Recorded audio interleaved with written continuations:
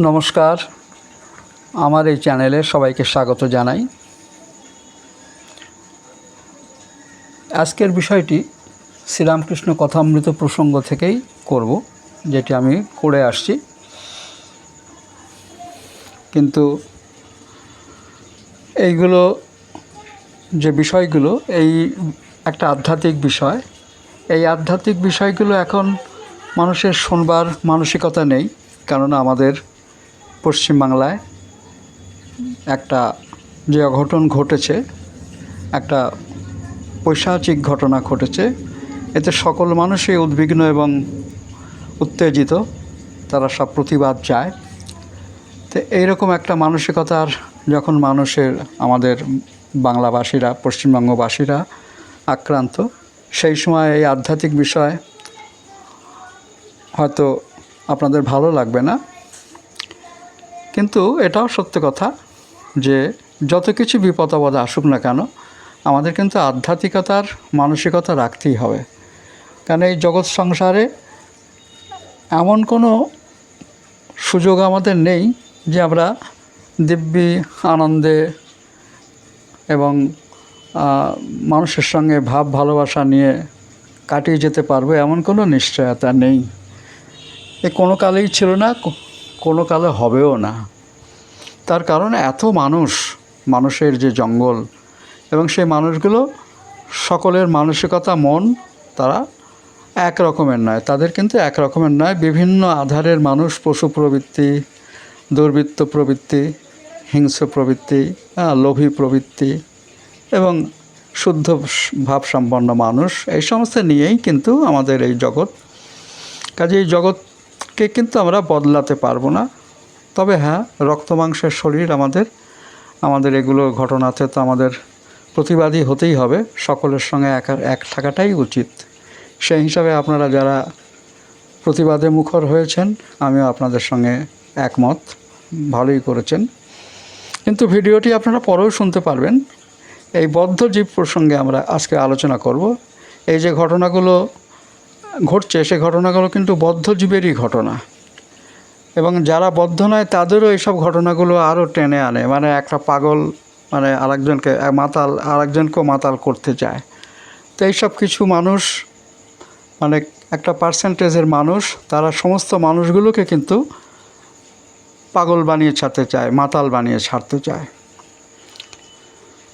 তা এটা শুরু করছি, আমি পাঠ শুরু করছি। এই কথাগুলো বলে দিলাম বলে আপনাদের হয়তো খানিকটা অসুবিধা হলো, কিন্তু বলতে হলো কেন? কেননা এটা তো ঘটনা, আমিও তো রক্ত মাংসের মানুষ, আমারও ভেতরে একটা মানে কি বলবো, বিদ্বেষও ঠিক নয়, একটা ভেতরে একটা ক্ষত সৃষ্টি হয়েছে।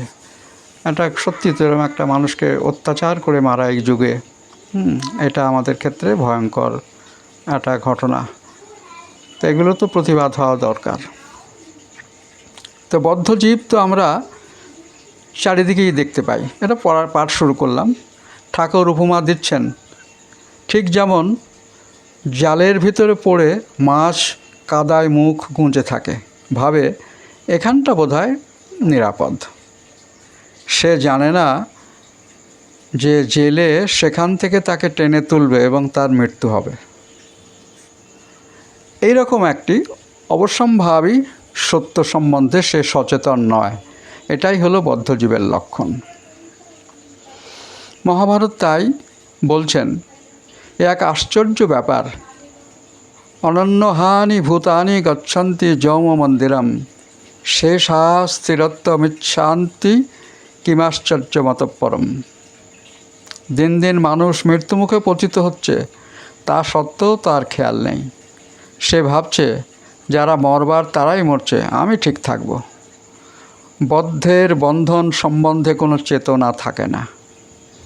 সে যে আষ্টেপৃষ্ঠে বাঁধা রয়েছে, এ সম্বন্ধে তার কোনো খেয়ালই নেই।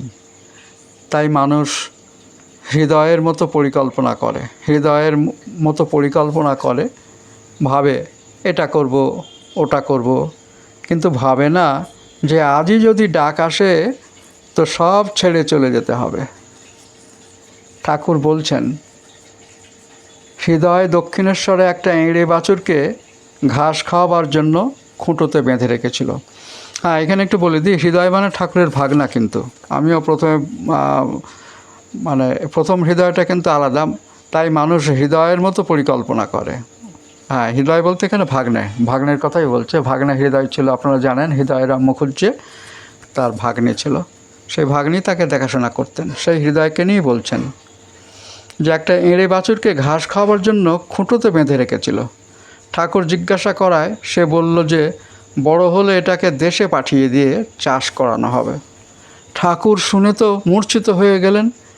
এতটুকু একটা বাছুর বড় হবে, তারপর তাকে অত দূরে শিহরে পাঠিয়ে দেওয়া হবে, আর সেখানে তাকে দিয়ে চাষ করানো হবে, মানে কি পরিকল্পনা! আমরা এর চেয়েও অনেক বড় বড় পরিকল্পনা করি আর ভাবি আমরা চিরকাল বেঁচে থেকে সেই পরিকল্পনা রূপায়িত করে তার ফল ভোগ করব। এখানে কিন্তু জাতীয় পরিকল্পনার কথা বলছি না, ব্যক্তিগত পরিকল্পনার কথাই বলছি। এখন প্রশ্ন হচ্ছে, তাহলে কি আমরা পরিকল্পনা করব না? ঠাকুর কিন্তু সে কথা বলছেন না। পরিকল্পনা আমরা নিশ্চয়ই করব, কিন্তু সেই সঙ্গে আমাদের কথাও ভাবতে হবে আমরা যতটুকু পারি করব, তারপর আমাদের পরবর্তী যারা আসবে তারা করবে। এখান থেকে চলে যাওয়ার জন্য সবসময় তৈরি থাকতে হবে। এই বুদ্ধি করে যদি পরিকল্পনা করা যায় তো দোষ হয় না, তবে সেই বুদ্ধি নিঃস্বার্থ ভাব না এলে হয় না। আমার মন যদি স্বার্থবুদ্ধিতে ভরা থাকে তো এমন পরিকল্পনা আমার মাথাতেই আসবে না, যার ফল আমি ভোগ করব না। মানে আমি যেটা ভোগ করব কি করব না, এই জ্ঞানটা যদি আমাদের যথেষ্টভাবে থাকে তাহলে এই ধরনের জিনিস মাথায় আসে না। সেটাই বলছেন, বদ্ধজীবের মাথায় এ চিন্তা আসে না যে আমি দুদিনের জন্য এই জগতে এসেছি, যখনই ডাক আসবে তখনই আমায় সব ছেড়ে চলে যেতে হবে।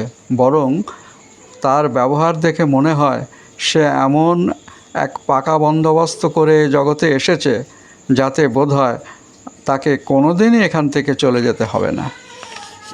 এটা সুন্দর কথা। এই যে ভাবনাটা, এই ভাবনাটা যদি সব মানুষের মধ্যেই থাকে তাহলে কিন্তু অন্যায় করবার আগে, খারাপ কাজ করবার আগে, কারণ সে তো রেহাই পাবে না, তাকেও চলে যেতে হবে, এবং খুব কঠিনভাবে তাকে চলে যেতে হতে পারে তার অপরাধের অনুযায়ী। তো সেইগুলো কিন্তু আমাদের যদি মাথায় রাখা যায় তাহলে কিন্তু আমরা জ্ঞানের পথেই এগোবো। যাই হোক, শেষে আমার চ্যানেলটিকে সাবস্ক্রাইব করবেন আর পুরো ভিডিওটা শুনবেন।